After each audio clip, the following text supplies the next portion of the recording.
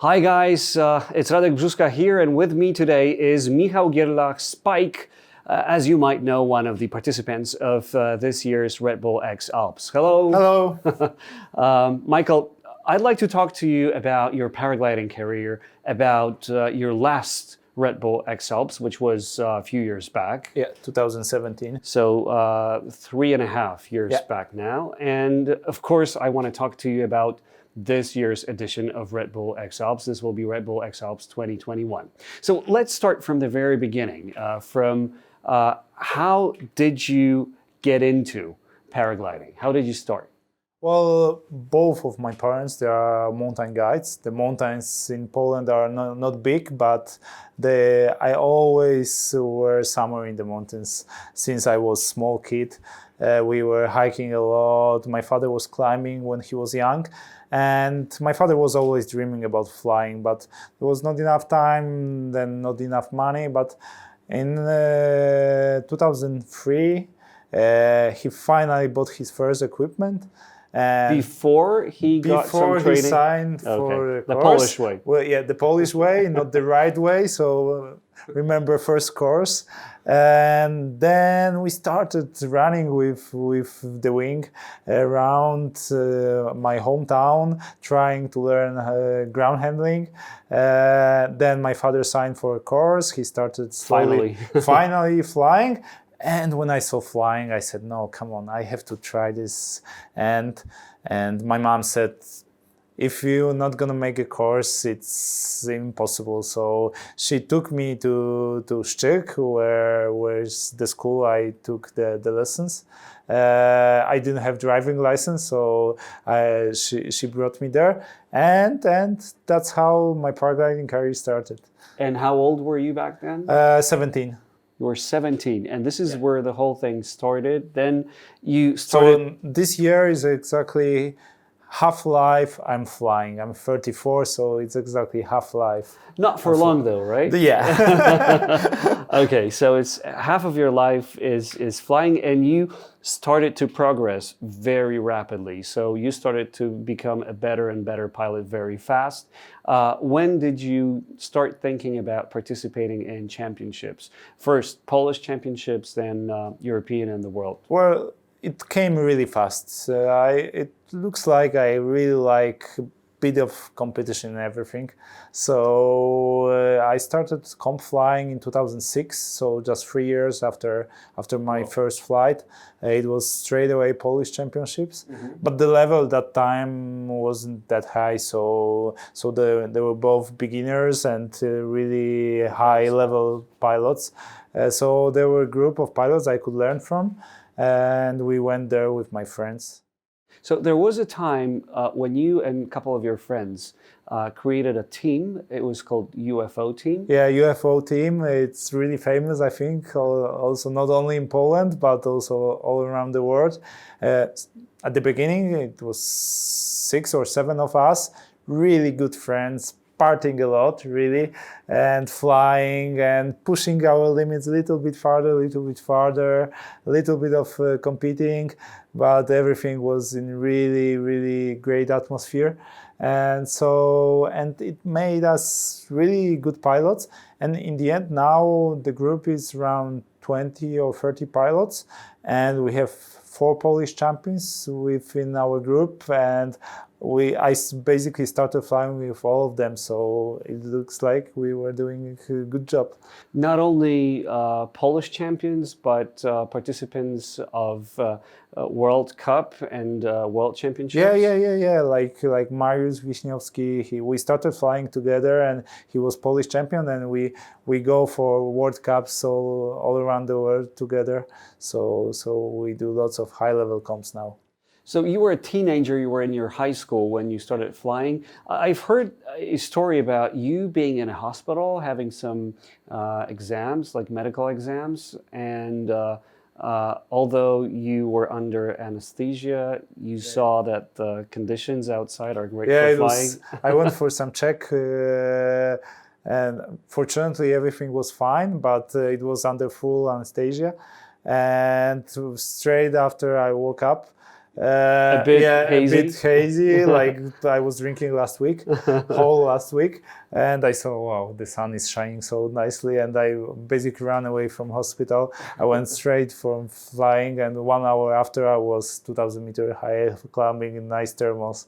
So I wonder what the doctors would say if they yeah, knew. they still think I'm crazy. I think all the doctors. Okay, so was that the kind of exams you had? Whether you're crazy or not? Yeah. Okay. I'm hiding somewhere my green papers. You know? I know that you had to progress very fast. After high school, you went to study at Krakow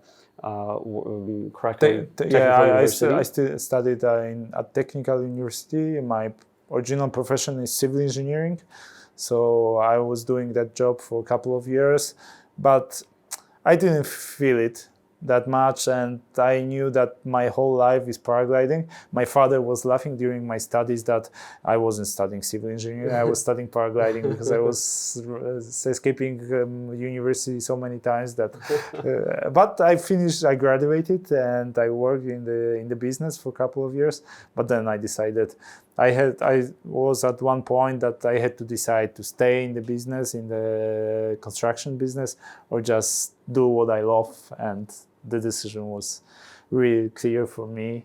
And I'm really happy I did it 8 years ago already.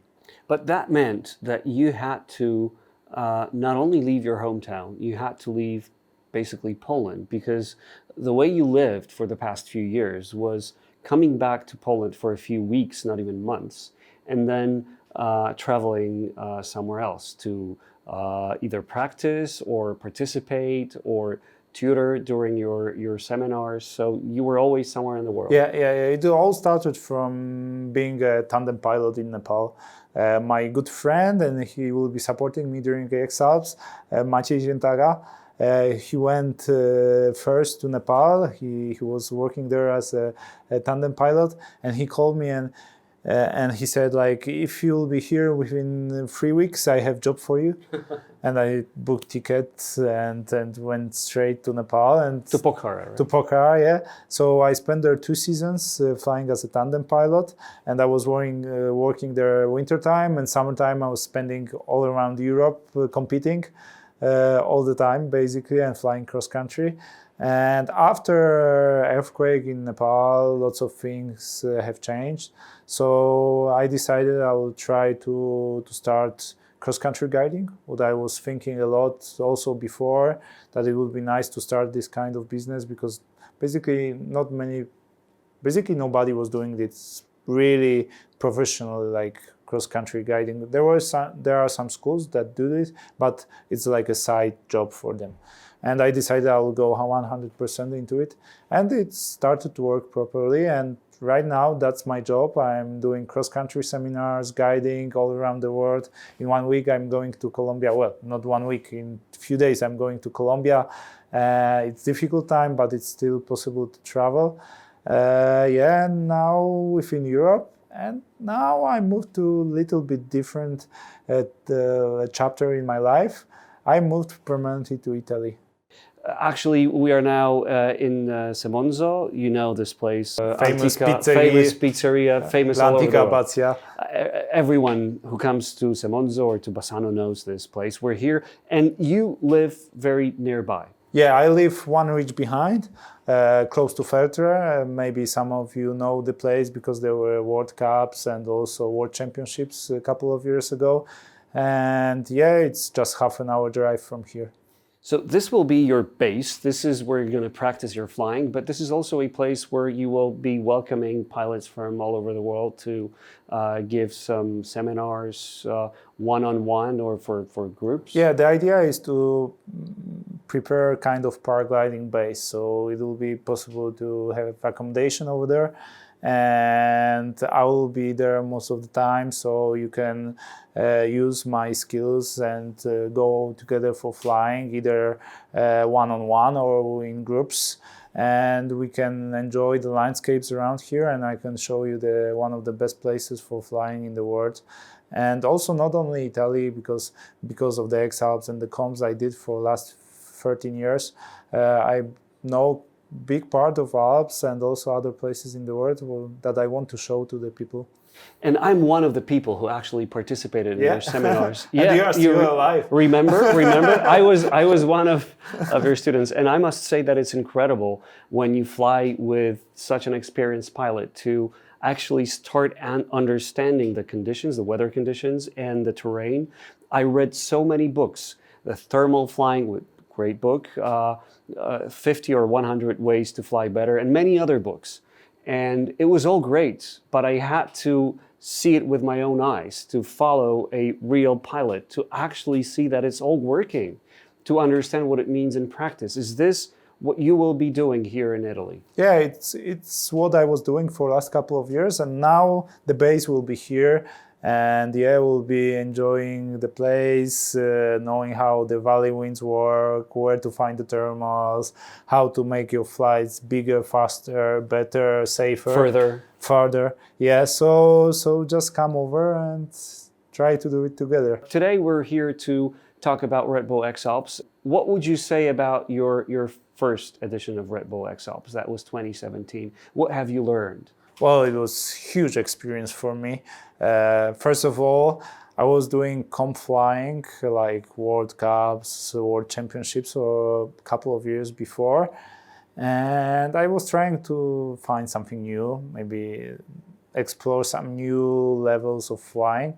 And I decided, let's give a try for Red Bull X Alps. And for the comp flying, I was gradually improving from local comps to World Cups, World Championships. And with Red Bull X Alps, I went straight away into deep water.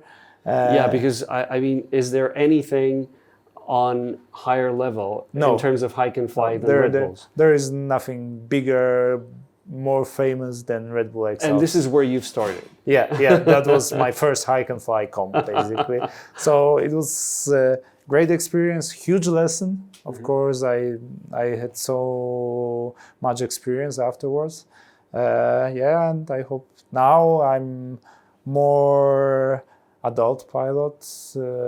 I have this experience after Red Bull X Alps 2017 and a couple of other comps, hike and fly comps I did last few years, like Dolomiti Superfly or Island Fly, and I hope the race this year will be my race. The last time you were there, you didn't reach the goal. You didn't get to Monaco, which, of course, in terms of Red Bull, it's extremely hard to even get close to the finish. And in 2017 we had really bad weather. There were only 2 pilots that managed to get to Monaco. It was Kriegel Maurer, of course, and Benoit Auters. And yeah, I hope weather will cooperate better this year, and also with my skills and preparation, I'm really looking forward to it.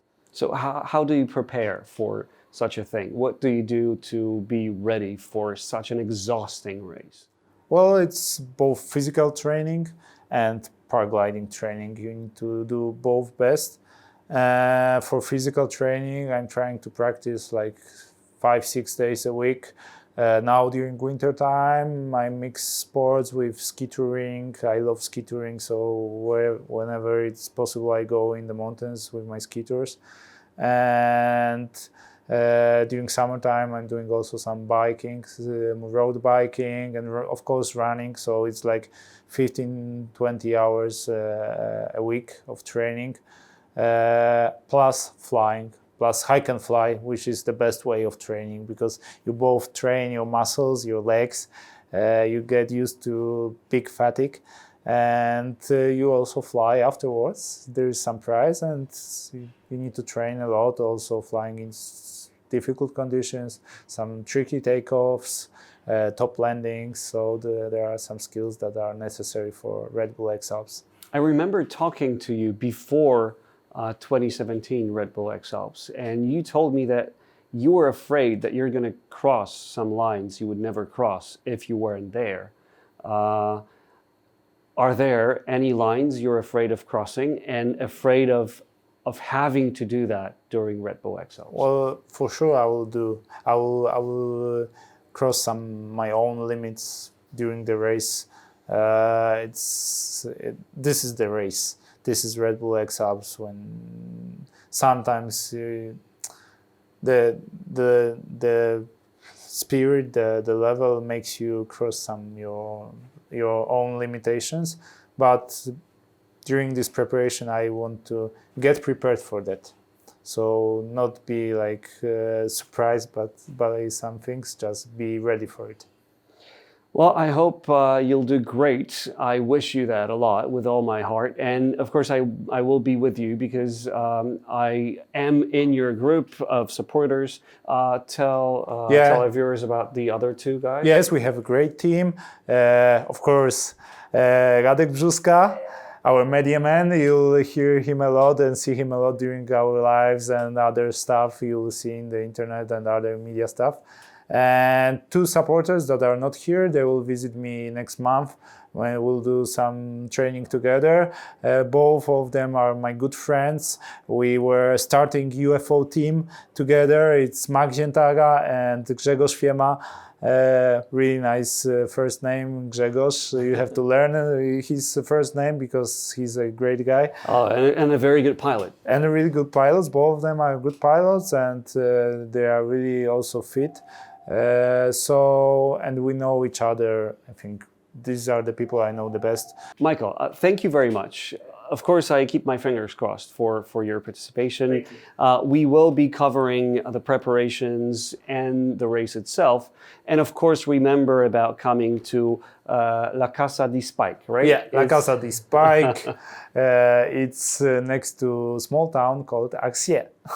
Somewhere between Bassano and Feltre, in the middle of the Alps. A beautiful place and a great teacher, a great paragliding tutor. Michael, thank you very much. Bring a paintbrush right now. Oh yeah, it's all under construction. Yes. Thank you very much. Thank you. Hope to see you soon. This is all for today, but more is coming. Cheers. Bye-bye.